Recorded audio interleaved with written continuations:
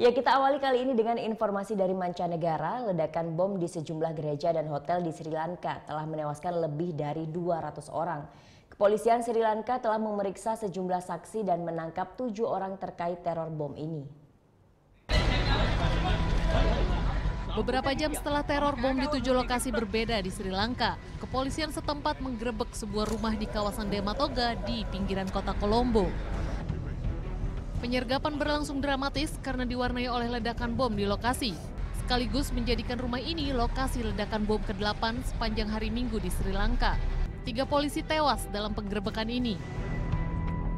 Kepolisian mengamankan 7 orang yang diduga terkait dengan teror bom di 3 gereja dan 4 hotel di beberapa lokasi berbeda di Sri Lanka. Hingga Senin dini hari, jumlah korban tewas mencapai 207 jiwa, sedangkan korban luka-luka ada sekitar 450 orang. Pemerintah Sri Lanka pun berjanji ambil langkah tegas menyikapi terorisme di negaranya. And we are prepared to take all measures necessary to ensure that terrorism is contained and wiped out in this country.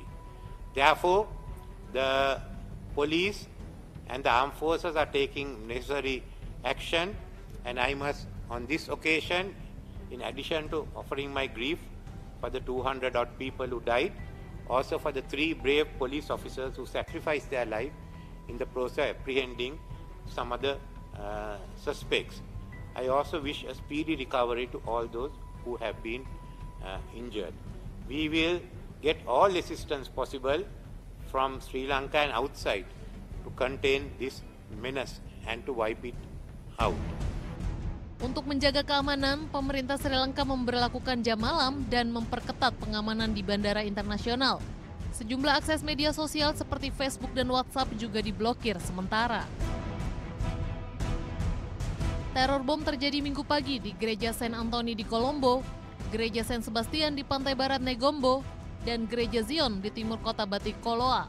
Bom meledak saat para jemaah gereja tengah mengikuti misa Minggu Paskah. Gereja Saint Sebastian di Negombo merupakan lokasi ledakan terparah. Laporan sementara, 67 orang tewas dalam ledakan di gereja ini.